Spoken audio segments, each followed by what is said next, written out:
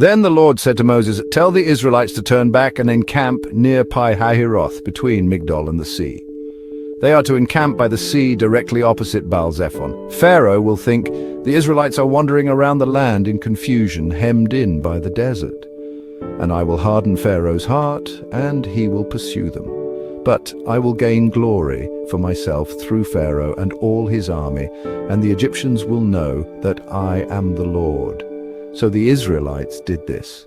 When the king of Egypt was told that the people had fled, Pharaoh and his officials changed their minds about them and said, "What have we done? We have let the Israelites go and have lost their services." So he had his chariot made ready and took his army with him. He took 600 of the best chariots along with all the other chariots of Egypt, with officers over all of them. The Lord hardened the heart of Pharaoh, king of Egypt, so that he pursued the Israelites who were marching out boldly. The Egyptians, all Pharaoh's horses and chariots, horsemen and troops, pursued the Israelites and overtook them as they camped by the sea near Pi Hahiroth, opposite Baal-zephon. As Pharaoh approached, the Israelites looked up, and there were the Egyptians marching after them. They were terrified and cried out to the Lord. They said to Moses, "Was it because there were no graves in Egypt that you brought us to the desert to die? What have you done to us by bringing us out of Egypt? Didn't we say to you in Egypt, 'Leave us alone, let us serve the Egyptians'? It would have been better for us to serve the Egyptians than to die in the desert." Moses answered the people, "Do not be afraid. Stand firm and you will see the deliverance the Lord will bring you today. The Egyptians you see today you will never see again. The Lord will fight for you. You need only to be still." Then the Lord said to Moses, "Why are you crying out to me? Tell the Israelites to move on. Raise your staff and stretch out your hand over the sea to divide the water, so that the Israelites can go through the sea on dry ground. I will harden the hearts of the Egyptians so that they will go in after them, and I will gain glory through Pharaoh and all his army, through his chariots and his horsemen. The Egyptians will know that I am the Lord when I gain glory through Pharaoh, his chariots and his horsemen." Then the angel of God, who had been traveling in front of Israel's army, withdrew and went behind them. The pillar of cloud also moved from in front and stood behind them, coming between the armies of Egypt and Israel.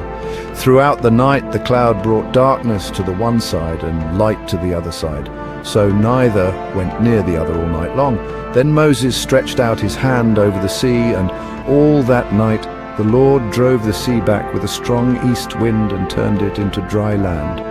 The waters were divided, and the Israelites went through the sea on dry ground, with a wall of water on their right and on their left. The Egyptians pursued them, and all Pharaoh's horses and chariots and horsemen followed them into the sea. During the last watch of the night, the Lord looked down from the pillar of fire and cloud at the Egyptian army and threw it into confusion. He jammed the wheels of their chariots so that they had difficulty driving. And the Egyptians said, "Let's get away from the Israelites. The Lord is fighting for them against Egypt." Then the Lord said to Moses, "Stretch out your hand over the sea, so that the waters may flow back over the Egyptians and their chariots and horsemen." Moses stretched out his hand over the sea, and at daybreak the sea went back to its place. The Egyptians were fleeing toward it, and the Lord swept them into the sea. The water flowed back and covered the chariots and horsemen, the entire army of Pharaoh that had followed the Israelites into the sea. Not one of them survived. But the Israelites went through the sea on dry ground, with a wall of water on their right and on their left. That day the Lord saved Israel from the hands of the Egyptians, and Israel saw the Egyptians lying dead on the shore.